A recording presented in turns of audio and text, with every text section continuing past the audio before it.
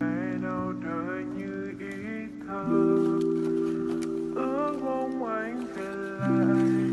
Lần nắng chiếu lên ngày mai, ai ngờ anh trái gió đưa anh về nơi sớm mai.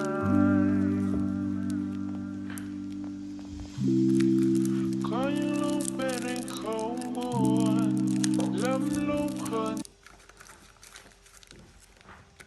yeah.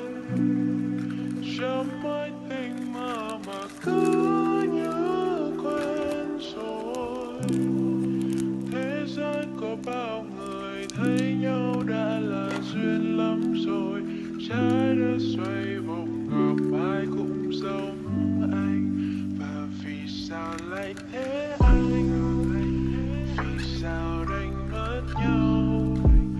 Vì sao sau nỗi đau cố hận vẫn nhưng chẳng bền lâu? Động lại trong nhau một từ nhớ để gặp lại mình bất ngờ. Ngắm phút qua chiều đông mà lòng chẳng mơ.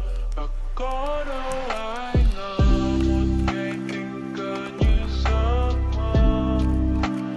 Biết đâu bất ngờ một ngày nào đời như ý thơ. Ước mong anh về lại, lần nắng chiếu lên ngày mai.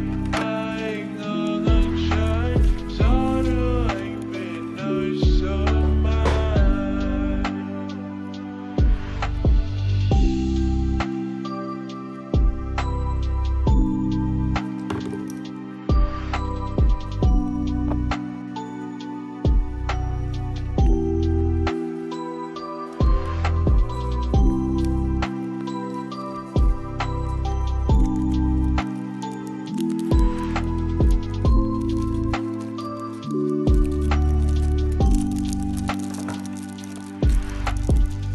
Vẫn cứ mơ từng ngày đêm chẳng dám cơ sợ người quen những ý thơ giờ cũng chẳng có gì bất ngờ.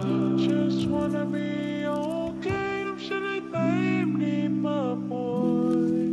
Dù chẳng bên cạnh vẫn mong chờ một ngày mình thành thơi. Vì sao lại thế anh? Vì sao đành mất nhau? Vì sao sau